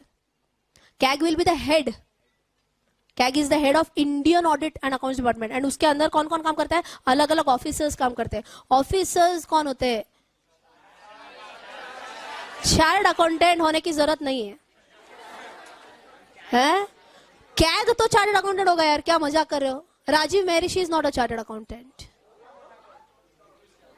Vinod Rai was not a chartered accountant. ये लोग यूपीएससी क्लियर होते हैं. ओके, यूपीएससी करने के बाद आपको पता है आईएएस, आईपीएस, ये सभी अलग अलग चूज करना पड़ता है, बराबर.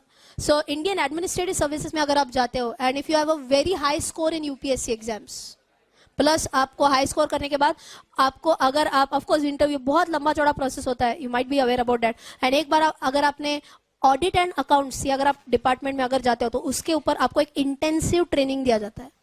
क्योंकि आप चार्टर्ड अकाउंटेंट तो नहीं हो ना, तो आपको स्पेसिफिकली अबाउट अकाउंट्स, ऑडिट सभी आपको 6 महीने का एकदम इंटेंसिव ट्रेनिंग दिया जाएगा, जिसके बाद आप एक ऑफिसर बन जाते हो in the Indian audit and accounts department.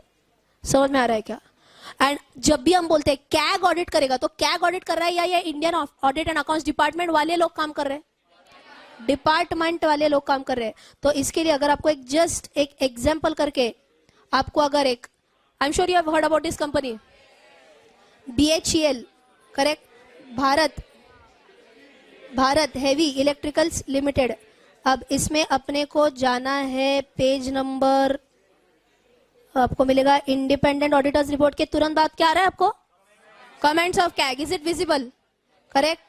अब 93 पेज में मैं जाऊं कैसे, ऐसे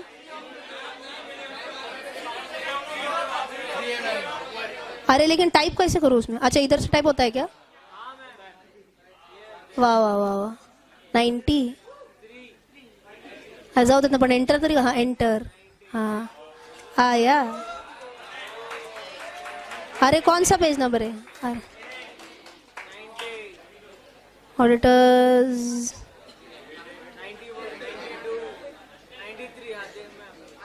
अलग.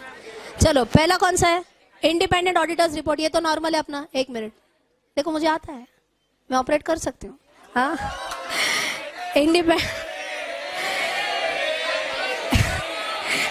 चलो इंडिपेंडेंट ऑडिटर्स रिपोर्ट हो गया, ठीक है. इसके बाद ये क्या है, एनेक्शर,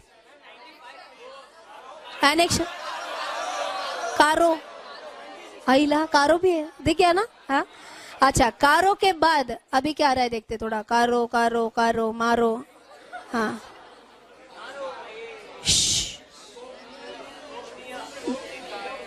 गोपनीय, सीक्रेट डॉक्यूमेंट बता रही हूँ मैं आपको। भारतीय लेखा एवं लेखा परीक्षा विभाग प्रधान निदेशक, जाऊ दे आपण English version no okay. Comments of CAG okay.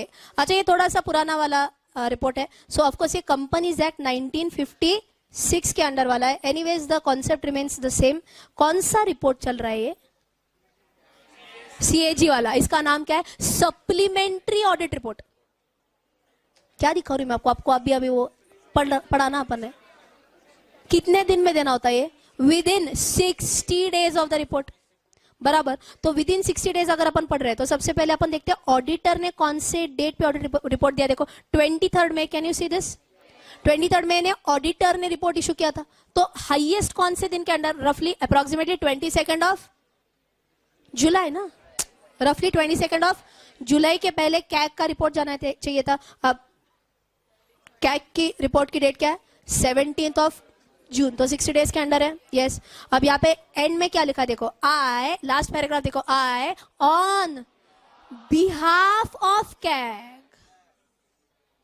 क्या खुद कैग कर रहा है? नहीं, आई ऑन बिहाफ ऑफ कैग। अगर आपने ऊपर हिंदी वर्जन में भी देखा, इधर क्या रहा है देखो, Indian audit and accounts department. ये भी मैंने आपको अभी अभी बोला था, बराबर। सो आई ऑन बिहाफ ऑफ कैग क्या बोल रहा है ये? आई हैव कंडक्टेड द कौन सा ऑडिट? वही पढ़ रहा है ना, सप्लीमेंट्री ऑडिट। ऑफकोर्स ये सेक्शन पुराना वाला है of financial statements of BHEL New Delhi for the year ended 31 March 2013। अब supplementary audit has been carried out whatever, ये नॉर्मल कैसे कैरी आउट किया ये बताया। एंड लास्ट लाइन क्या लिखा है? On the basis of my audit nothing significant has come to my knowledge which would give rise to any comment और to supplement to the statutory auditors report. मतलब इसमें इसको कुछ गड़बड़ मिली या नहीं मिली? नहीं मिली। Nothing significant has come to my specific observation. Okay. End में किसने साइन किया? ब्रिज मोहन। साइन ऐसा लग रहा है कि साइन करने के लिए गया था, किसी ने धक्का मार दिया था, डर डर करके आ गया, है ना? ओके। अब ब्रिज मोहन कैग था या officer of Indian audit accounts department? Officer of Indian audit and accounts department. क्या आपको ये समझ में आया? क्या सप्लीमेंट्री ऑडिट का कंसेप्ट समझ में आया? अब आपको याद रहेगा, एक बार आंखों देखिए तो अच्छे से याद रहता है, बराबर। तो that was about supplementary audit. कितने दिन में देना है? विद इन 60 डेज में देना है, राइट। अच्छा, लास्ट पॉइंट में अगर अपन डायरेक्टली जाएंगे तो test audit is the last point. So ये मेन पॉइंट, उसी का थोड़ा सा एक्सप्लेनेशन नीचे आ रहा था। सुनो साइलेंस, लास्ट पार्ट है। क्या लिखा देखो, फॉर द गवर्नमेंट कंपनी और company controlled by state government और central government, the controller and auditor general of India में if he considers necessary by an order। अब यहां पे क्या वर्ड है?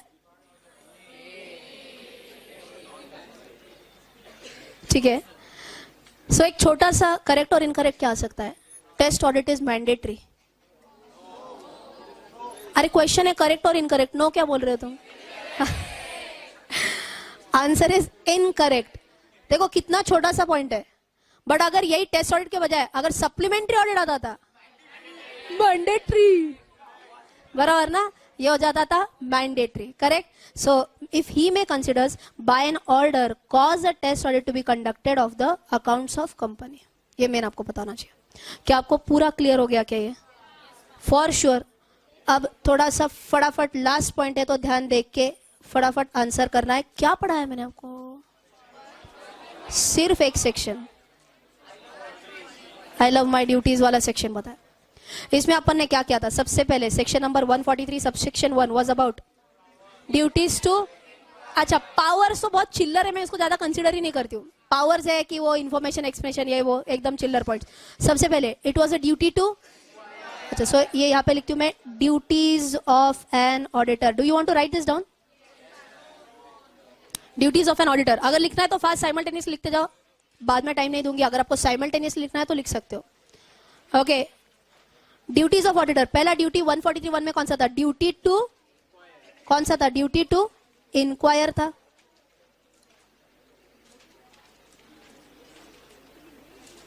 Okay, it was a duty to inquire. अच्छा, इसमें आपका कुछ मेमोरी टेक्निक था क्या ड्यूटी टू इंक्वायर में?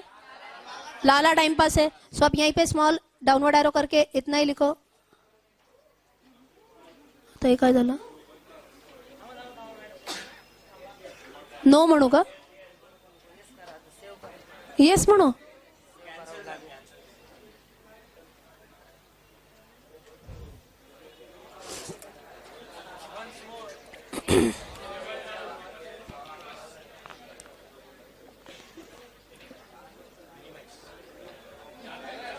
एकदा स्टॉप करा आणि परत स्टार्ट करा वाटलं सर. किंवा माझा बहुतेक त्याला हात लागला. ठीक है ना. चलो. सो 143 सबसेक्शन 1 ड्यूटी टू इंक्वायर. इसमें आपका मेमोरी टेक्निक लाला टाइम पास है. ओके. अब इसके बाद सेक्शन नंबर कौन सा था आपका? 143 सबसेक्शन 2. 143 सबसेक्शन 2 क्या है? Duty to make an auditor's report. Duty to make an auditor's report. बराबर. इसके बाद अपना था सेक्शन नंबर 143 सबसेक्शन 3. ये कौन सा था? Duty to report. इसमें आपका मेमोरी टेक्निक क्या था? ओए अपना ऑडिटर. ओए अपना ऑडिटर. सीएफओ प्रो मर्द है. हे दंड दंड. Okay. Can I go on? Yes. उसके बाद section number 143 subsection 4 time pass वाला पॉइंट था. इसमें क्या बोला?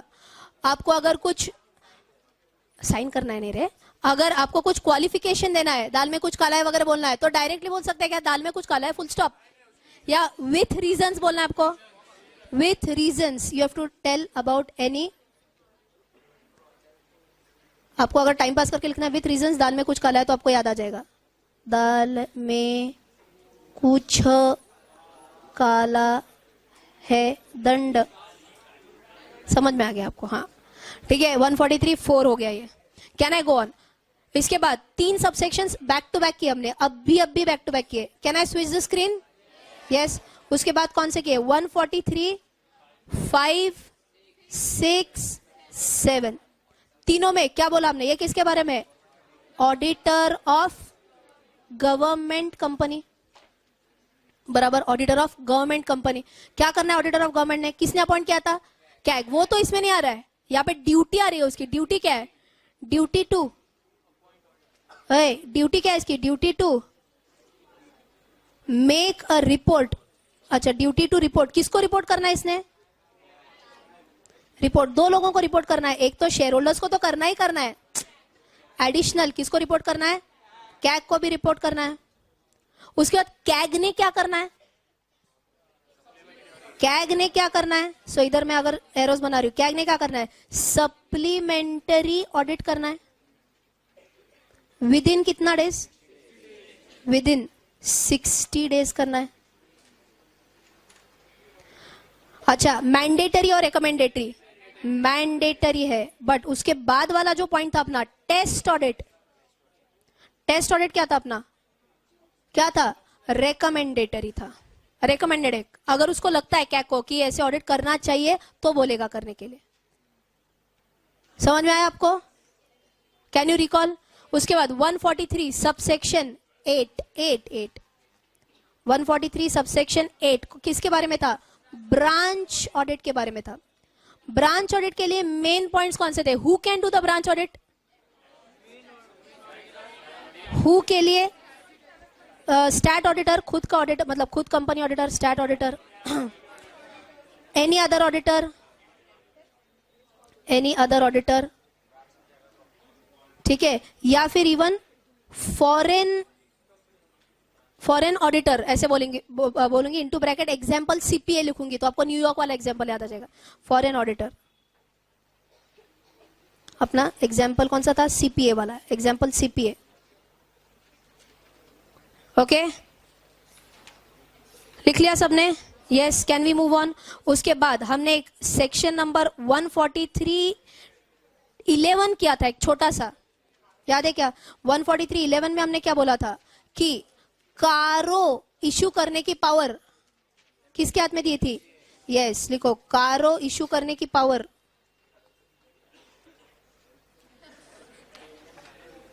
Not this time.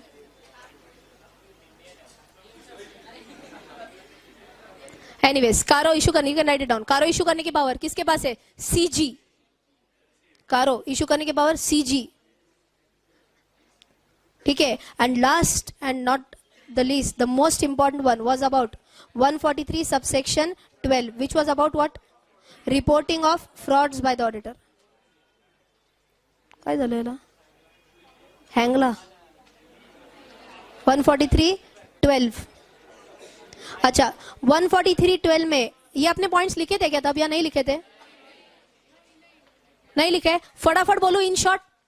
143:12 in short लिखो, एकदम फटाफट लिखो। हाँ, सबसे पहले डैश, पहला पॉइंट फ्रॉड्स। आप ऊपर स्क्रीन पे देखो ही मत, मैं एकदम बुंगाट आपको डिक्टेट कर रही हूँ, फुल बुंगाट लिखो। Frauds point number 1। Point number 2, in the course of performance of duties. फटाफट लिखो, इन the course of performance of duties. Number 3, communicate immediately, leak, communicate immediately, into bracket max 2 days, max 2 days, उधर ही dash, who to whom, auditor to BOD, dash auditor to BOD, उसी point में। Next point, seek reply within 45 days. Are you with me? Fantastic. Seek reply within 45 days. Whom to whom? BOD to auditor. BOD to auditor. Next point. Communicate to MCA. Communicate to MCA within 15 days. Dash ADT 4. उधर ही क्या लिख सकते हैं? SP/RPAD plus email, SP speed post, RPAD registered post acknowledgement due plus email. And ये सिर्फ और सिर्फ किसके बारे में था? 1 crore और मोर इंडिविजुअली, 1 crore और मोर इंडिविजुअली। एंड उधर एक सिर्फ लास्ट नोट लिखना, if less than 1 CR, last note है, इफ लेस देन 1 CR किसको कम्युनिकेट करना है? BOD/ऑडिट committee. If less than 1 CR, BOD/ऑडिट कमिटी। करेक्ट? समरी फॉर्मेट भी पूरा आ गया आपको, 143 पूरे सेक्शन के बारे में कॉन्फिडेंस आ गया। यस, एक सिर्फ आज शायद आपका लास्ट लेक्चर था अबाउट कंपनी ऑडिट, बाकी पूरा कंपनी ऑडिट हो गया है। तो एक बार how to remember some sections of audit and auditors, पूरा 139 to 148 सर ने भेजा, रिवाइज कर रहे हैं। अच्छा, प्रॉब्लम ये है कि एक्चुअली मेरा मेमोरी टेक्निक अलग होता था 139 to 148, but I will not confuse you. आपने नीलम सर का रटा है मेमोरी टेक्निक, तो वही से करेंगे एक बार। नहीं नहीं नहीं, दो अलग नहीं, दो अलग नहीं। ऑडिट के इसमें करूंगी तो तब करेंगे, बट अभी लॉ का आपको रटा हुआ है तो it makes no sense in giving another memory technique. Okay, 139 पहले तो ऑडिटर आएगा, बाद में वो जाएगा, क्या पढ़ के आएगा?